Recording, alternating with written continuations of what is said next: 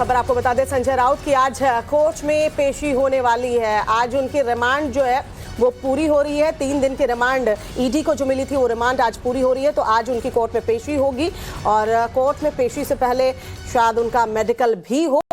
अब अभी तक जो पूछताछ में पता चल रहा है वो हम आपको बता दें। पात्रा चौल घोटाले में एक्शन जिस तरीके से लिया गया है उसमें अब पता चला है कि 3 करोड़ में कैश देकर 10 प्लॉट जो है अलीबाग में खरीदे गए थे। अब उसको लेकर भी पूछताछ संजय राउत से हो रही है। तो आज जब पेशी होगी तो ग्राउंड्स दिए जा सकते हैं कि अभी और रिमांड ईडी जो है वो मांग सकती है संजय राउत की, जिसमें और भी कई खुलासे हो सकते हैं। आज रिमांड जब पूरी होगी तो आज उनकी पेशी होनी है।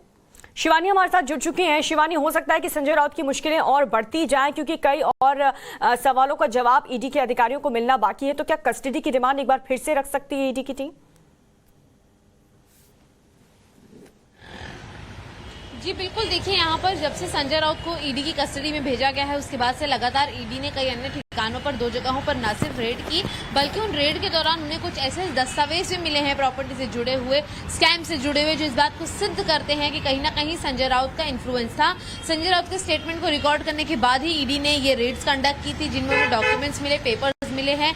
साफ तौर पर इसमें एक बहुत बड़ी बात सामने आती है कि HDIL के एक अकाउंटेंट का स्टेटमेंट भी इन्फोर्समेंट डायरेक्टरेट के अफसरों ने रिकॉर्ड किया, जिसके बाद इस बात का खुलासा हुआ कि अलीबाग में जो 10 प्लॉट्स हैं उनकी खरीदी बिक्री के वक्त भी संजय राउत द्वारा 3 करोड़ रुपए की कैश में डीलिंग की गई थी उन सारे प्लॉट्स को लेने के लिए, जो कि ऑटोमेटिकली ये संजय राउत के खिलाफ एक बहुत बड़ा बयान है कि किस तरह से कैश में उन्होंने ट्रांजैक्शन किया था।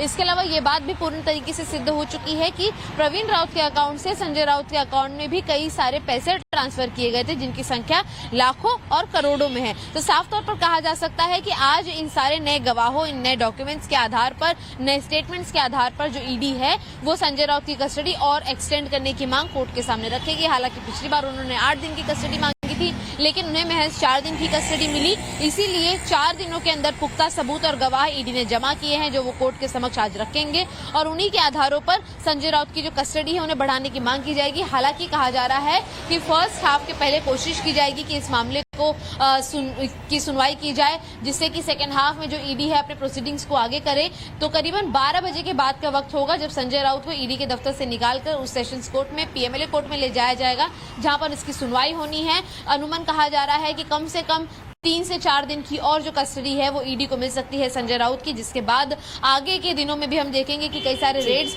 होंगे, क्योंकि इसी दरमियान जिस तरह से HDIL अकाउंटेंट का स्टेटमेंट रिकॉर्ड किया गया है अन्य लोगों को भी समझ जारी किए जाने वाले हैं। ठीक है शिवानी, बहुत बहुत शुक्रिया आपका इस अपडेट के लिए और इस जानकारी के लिए। कुछ और खबरें भी आपको दिखाएंगे।